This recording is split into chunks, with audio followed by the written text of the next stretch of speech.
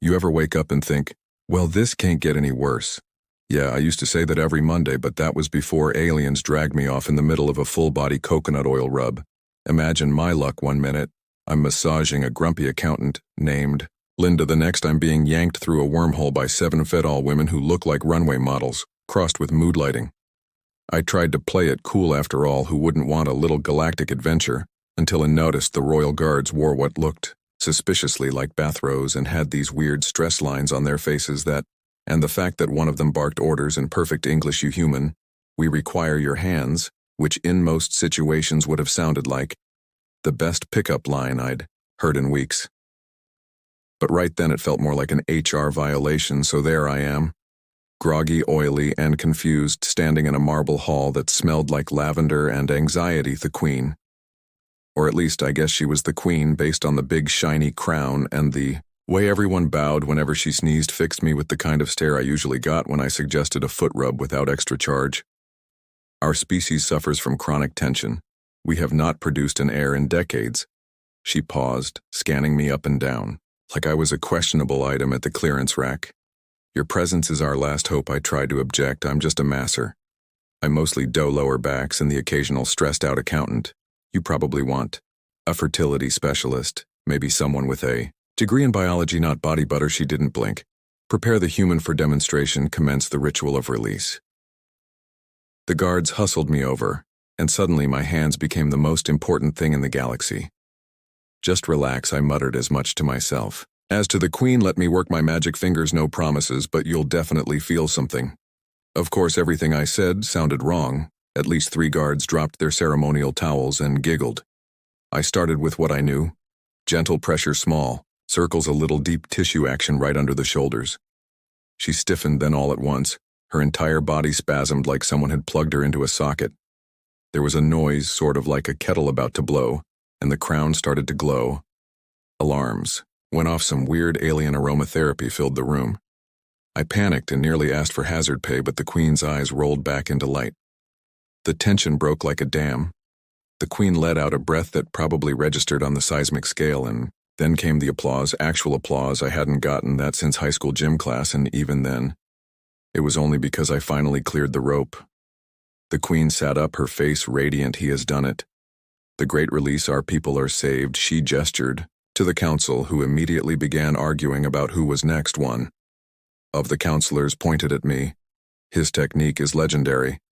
We must harness this power for the good of all womankind. Suddenly, I was hoisted onto a silk pillow by 2 bodybuilder types, both with arms the size of my thighs. Someone draped a garland of, well, it might have been fruit, but it wriggled around my neck. The queen declared, "From this day you are our fertility god. You will need us all. Let me tell you, nothing ruins your sense of self-preservation like hearing the word need shouted by 1,000 hopeful women." I tried to backpedal. Look, there's gotta be some mistake. Maybe it was just beginner's luck.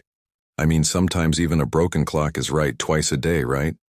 But the council was already drafting a schedule, the meeting calendar, and apparently I had back-to-back sessions for the next lunar cycle.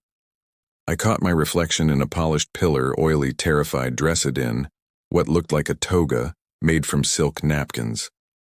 There was a stampede outside. The chamber voices chattering about the new Touchmaster, hands clutching homemade offerings, a couple of them waving little massage hammers like foam fingers at a sports game. The queen leaned in close. "You must need the people, bring them." Release. Her eyes lingered on my hands like they were sacred relics. This is the part where most people would run or faint. I briefly considered both, but a large alien with a clipboard was already directing traffic, shouting, "Single file, no shoving. The fertility guy needs a break every 3rd meeting." No one listened. Alien etiquette, it turns out, is just as bad as human, somewhere between the 4th and 5th great release. I realized I wasn't dreaming or dead or on a hidden camera show. I was just really, really in demand. And if I didn't pace myself, I'd pull a muscle in a whole new galaxy. I tried humor. On Earth, we charge by the hour for. This someone heard charge and offered to wire me enough credits to buy a small moon when I said I need a breather. 3 healers tried to massage me in return. I couldn't tell if this was the weirdest day of my life or just Tuesday in the multiverse. Everywhere I looked hopeful, faces beamed at me, expecting miracles from my touch. One woman asked if I could double need another. Wanted to know if I could Teach group release techniques. A tone point, I swear someone requested an autograph on her bicep. I glanced at the queen, who simply smiled.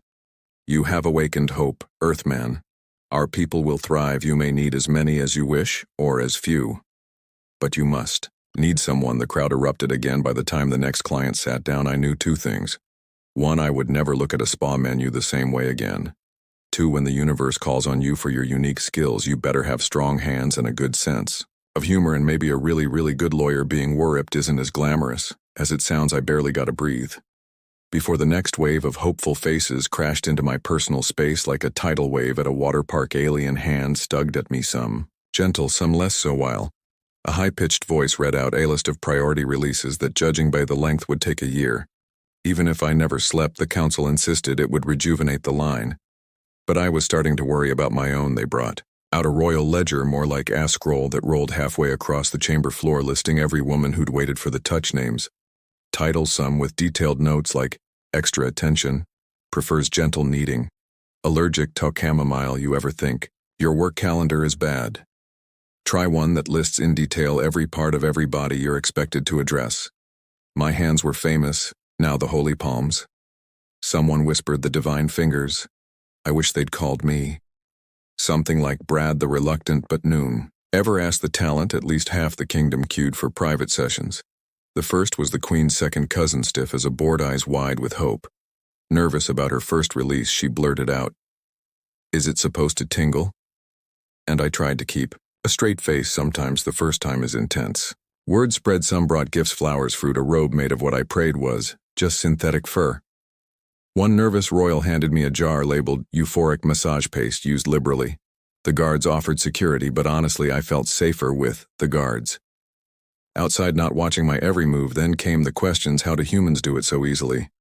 Can you teach us the double need? What if I'm already relaxed? Can you make me even looser? One noble woman, reading from a book titled Taisen 1-to-1 Human Release Techniques, asked if I could demonstrate the standing swirl. I tried to explain that was for advanced clients.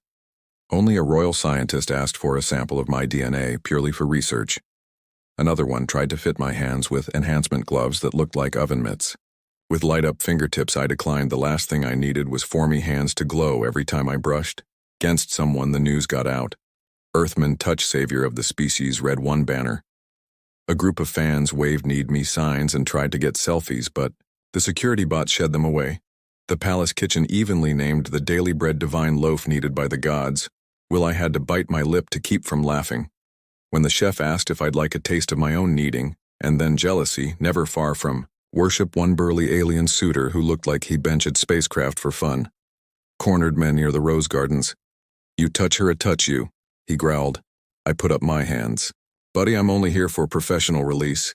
That got misinterpreted. He immediately signed up for a slot, asking for the works after that. They assigned me 2 bodyguards, one whose job was to fetch towels and one whose job was to keep anyone from getting ideas about my sacred implements. Both were more interested in my technique than my safety. The first asked if I could knead his sore neck, while the second just winked every time I said, firm pressure. Alien media had a field day. A late-night host called me the miracle meat tenderizer.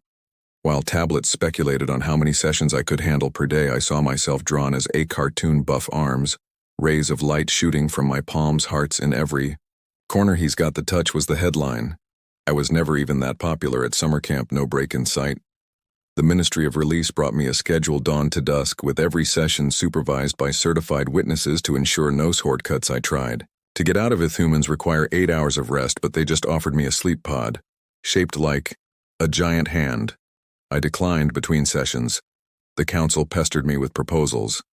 We wish to institutionalize your kneading. Would you be interested in a chair on the National Board of Touch? Could you train a new generation of kneaders? They even tried to name a star after me. Asked if it came with paid vacation. Sometimes I thought about Earth, at least. There, if someone wanted a happy ending, they just left a good tip. Here I got. Werript offered ceremonial oils and begged to release everyone from their burdens. If only Linda the accountant could see me now. The Queen called a special session. The royal meeting ceremony is to be made official. You will lead it. She gestured to a golden podium shaped like, well, let's say it was anatomically optimistic. The entire court watched as she outlined my sacred duties. In excruciating detail, one ambassador leaned over and asked, "Can you do two attentes?" I choked on my mineral water. An alien dignitary from a neighboring system interrupted, tall, tough, with armor that glowed. "If your technique is competent, prove it. Need one of us, or face the consequences." The council gasped and nearly asked for a stunt. Double. The queen leaned in voice low. "We need peace with their world. You must show them your hands." I almost quipped. I hope they're not ticklish, but thought better of it. My luck, that would be a diplomatic incident. I finally got a break, if you can call it that, when a group of alien children snuck in for junior kneading lessons. I gave them a demonstration. Gentle-backed, goofy faces, even a little song about kneading your way to happiness. Their laughter rang through the halls. The only moment I truly felt at ease later that night, staring at my tired hands. I wondered how long I could keep this up. Was I a hero, or just a glorified massage therapist with a knack for trouble? Either way, tomorrow promised more pressure, literally. The queen sent a message as I crawled into bed. "Rest well, Fertility. God, tomorrow you need for peace." And that was the kind of pillow talk I never expected to hear. Turns out interplanetary diplomacy is just as stressful as back-to-back deep tissue appointments. The morning started with a summon from the queen, her advisors buzzing like caffeinated bees. The rival ambassador had arrived, muscles on display, face set in a scowl, ready to judge my legendary hands. Apparently my next client was a diplomat who could break me in half if I needed her the wrong way. The council briefed me on proper etiquette, as if a crash course and interstellar manners would make my jokes any less awkward. Remember, one droned, "Their people see kneading as a challenge. Show respect, but do not submit. If you lose, our planet's honor is at stake." I wanted to protest, but they were already oiling up my hands, babbling about prime performance and lasting impressions. The ambassador, taller than most of her entourage and with biceps like hovercar tires, looked me up and down and smirked. "You are the famous fertility god." I expected someone sturdier. I tried to sound confident. "It's all in the technique, not the packaging." Her eyebrow arched. "We shall see. In my world, a proper kneading brings peace, or where." Word spread like wildfire. Quarters placed bets on how many releases I could get before tapping out. I'm pretty sure the queen herself had a side wager on whether I'd survive the day. I was more worried about pulling a hamstring. The duel was set. One table, two chairs, a crowd humming with anticipation. The rival ambassador took her place. Arms crossed, lips curled in a smirk that said, "Impress me." I flexed my fingers, told myself not to drop any double entendres, and promptly failed as soon as I opened my mouth. "I hope you're ready for the full service." Someone in the back nearly fainted the first touch. She tensed. I kept my grip firm, careful not to offend, though every instruction from the crowd, "Deeper, don't stop now," sounded like the world's weirdest motivational seminar. A minute in, she whispered, "Is this all humans offer? I've had stronger kneading from my training squad." I bit back. A retort switched to the old Earth favorite, the twist and press. She grunted, shoulders resisting, but I noticed her foot twitch. I upped the pressure, accidentally catching a pressure point just below her shoulder blade. She gasped. "What was that?" I grinned, just a little. Human. Improvisation, sometimes the best release is a surprise. She tried to hide her reaction, but the crowd noticed the first sign. Relaxation was a tiny smile. Of course, nothing's ever simple. The ambassador's Ed started heckling, tossing advice. And not so. Subtle threats, "Careful, human, one slip and you'll start a war." That's not how we need at home. The queen's advisors bickered among themselves, debating whether my technique was too aggressive or not aggressive enough. All I could do was keep going smooth. Circles, alternating pressure, sneaking in a thumb roll I'd learned from an old spa manager with a questionable diploma. Then the ambassador started laughing, quiet at first, then louder until it echoed around the chamber. "I see now. Human kneading is about more than muscle. You use humor to distract, to disarm." She nearly doubled over, clutching her sides. The crowd stared, unsure if this was a victory or a disaster. I shrugged. "If you can't laugh, you can't release. That's the secret." Suddenly everyone wanted to try the laughter release. The duel devolved into chaos, alien officials lining up for punchlines, demanding to know if I could do stand-up comedy. While massaging, someone brought in a joke book, insisting I read from it while working their shoulders. The queen, trying not to laugh herself, declared, "We must institutionalize the laughter need." Meanwhile, the rival ambassador, knoward-faced and wiping tears, announced, "You have bested me, I will recommend. Peace, but be warned, if word of this reaches my world, every warrior will want your touch." I do know if that was a promise or a threat. The queen beamed and the crowd cheered, chanting something that probably translated to "need us next." My translator earpiece was starting to short out from overuse in the aftermath. The council wanted to make things official and interplanetary need accord. There was paperwork, of course, and a ceremonial feast where every dish was needed in my honor. I barely tasted the food, too busy fielding requests for tutorials, interviews, and even a live demonstration for galactic broadcast. My hands were sore, my voice and my sense of self-preservation at an all-time low. Just when I thought I'd get a moment to myself, the queen called me aside. Her tone was softer, almost shy. "There is honor ritual you have not yet performed, the royal final kneading. It is the most sacred of all. It must be completed before sunrise." She placed a hand over mine, her gaze searching. "You have given our people hope. Can you give me one last release?" Suddenly the room felt very small.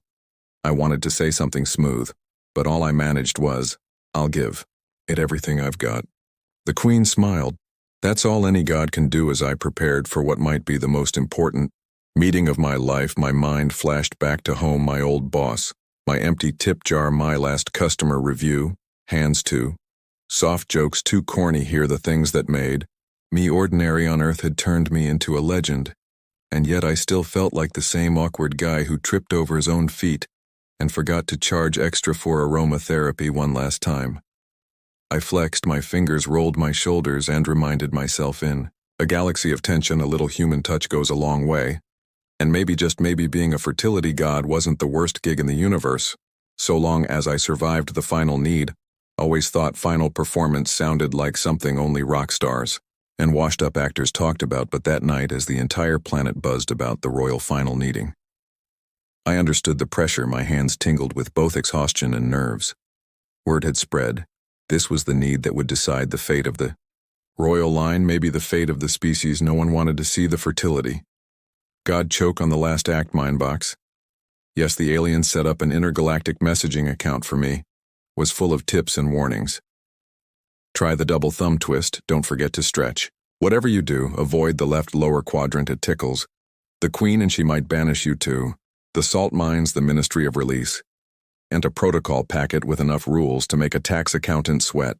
But most of it boiled down to "don't mess this up." The queen waited in the chamber of continuity, looking more relaxed than I felt. I realized for the first time that she was nervous too. Maybe she was thinking about all the stories and rituals, all the ancient prophecies about the human touch. Maybe she just wanted this to work as badly as I did, that at least I could relate to. She greeted me with a smile that was equal parts regal and vulnerable. "No pressure," she whispered, but her eyes sparkled with hope and a hint of mischief. I took a deep breath and tried to remember why I ever got into this business. The answer was simple: people needed release, and I was good at helping them let go. I approached the royal final meeting the same way I would any big job. I listened. First, she told me stories about the pressure of ruling, the tension of never living up to the myth. She admitted she'd always worried that her reign would be the last, that she'd be remembered as the queen who couldn't produce an heir. She laughed a nervous tinkle and said, "Maybe it takes a human to show us how to loosen up." With that, I got to work, focusing not on any ancient alien technique, but on what I knew best: being present. I let my hands move naturally, reading her body language, adjusting pressure with every breath in sight. There were a few moments of awkward laughter as I accidentally hit the forbidden tickle zone, but she just squeezed my hand and told me to keep going. I cracked a joke about the universal language of knots, and for a moment all the formalities slipped away. It was just two people trying to get it. Right halfway through, the queen gasped, not from pain but from surprise. "That's new," she said. "Is that a human custom?" I grinned. "That's the patented double backflip, need very rare, only offered to royalty." She rolled her eyes, but the tension melted off her face. It wasn't about power or prophecy anymore. It was about relief, laughter, and connection. By the end, the chamber of continuity echoed with her laughter, her hair tousled, cheeks glowing. She looked younger, lighter, and the crowd outside must have sensed It because soon the whole palace was alive with cheers and celebrations. Ongs the Queen squeezed my hand. You've given us more than hope you've given us. Joy, maybe even a new beginning. The council stormed in, nearly tripping over each other in their hurry. Has the royal line been restored? Someone blurted. The Queen winked at me and said, let's just say there's been a release of epic proportions. The advisors erupted in applause. A few fanned themselves with relief, and someone handed me a golden plaque inscribed with Champion of the Need, Savior of the Species Hero, with the healing hands. It was the sort of thing that would make my old boss Addy, the massage parlor, eat his business card. There was a brief, awkward moment when the palace announcer tried to start anew. Chant long live the fertility god. But I waved him off. Maybe just Brad is fine, or, Supreme Touchmaster. If you're feeling formal, the Queen laughed and declared a planetary holiday from this day forth. We celebrate the festival of release in honor of the human who taught us to laugh at our knots. The days that followed were a whirlwind of parties, banquets, interviews, and, of course, more requests for one last meeting. I made a rule: only one per person per day. Even a fertility god needs his rest. Still, the lion stretched for miles, and every alien I met had Astria a joke or a recipe for relaxations too they swore would help my hands recover. I learned more about their world in that week than I ever did on Earth. How laughter really was their best medicine. How every family had a story about the great release, and how sometimes all it took was a stranger's touch to bring hope. But the universe never lets you rest for long. Soon, ambassadors from half a dozen star systems started sending formal requests for an appointment. The message was always the same. Our world suffers from unbearable tension. Will the fertility god grant us a session? The council started debating licensing deals and franchising opportunities.